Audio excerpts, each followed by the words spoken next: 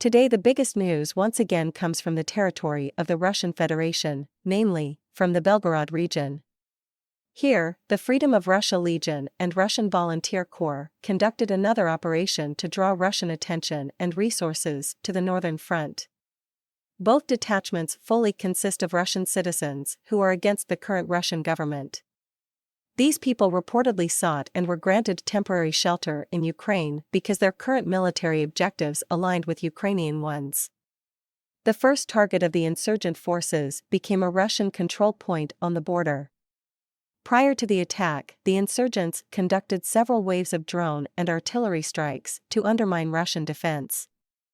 Geolocated footage shows how one drone targeted a group of people who were controlling the point. Later it turned out that the eliminated personnel belonged to the Russian Federal Security Service, which is not surprising because, as mentioned last time, due to the lack of regular forces in the region, Russians deployed to the border all types of rapid deployment forces.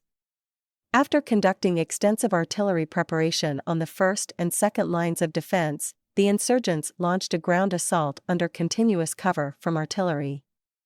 Russian sources reported that several small squads reinforced with one tank tried to attack the control point, which was protected by 20 border guards and 20 conscripts.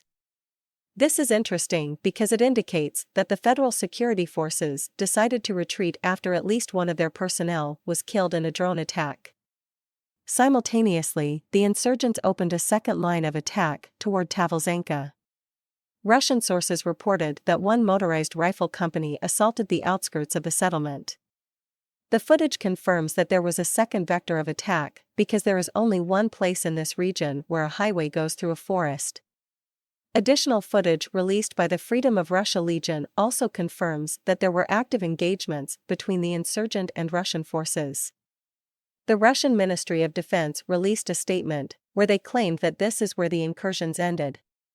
Russian forces reportedly unleashed their aviation and artillery, conducted 11 airstrikes, 77 artillery strikes, and 2 thermobaric strikes, and destroyed the enemy on the approaches to the settlements.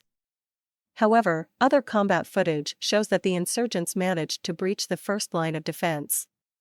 The drone footage shows that Russian forces near Tavelzhenka were destroyed by artillery fire.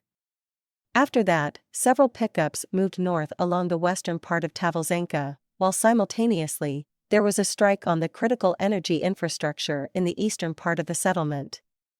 When it comes to the control point, the drone footage showed that insurgents destroyed plenty of Russian equipment 2 kilometers north of the control point, namely, 1 mortar system Tyulpan, 1 truck with ammunition, and 1 armored fighting vehicle.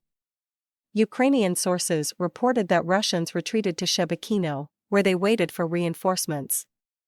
Local residents also noticed several drones operating above the town. One of the insurgent detachments, namely, the Russian Volunteer Corps, reported that they saw how police and other rapid deployment forces went hiding in the only buildings they had access to, in particular, the police station, local administration building, and some warehouses that were already used for military purposes. Later, the insurgents released footage showing the aftermath of a strike on the police station in the northern part of the town, the building of the regional administration in the central part of the town, and also facilities belonging to the factory Monocrystal in the southeastern part of the town. Some sources reported that the artillery hit a fuel storage facility, which caused a huge fire. After successfully folding Russians' forces into distinct areas, and after hitting these areas of forces concentrations with artillery fire and emptying the reserves for the protection of the border, the insurgent forces reportedly called their task completed and timely withdrew, avoiding the engagement with the reinforcements that were heading towards the city.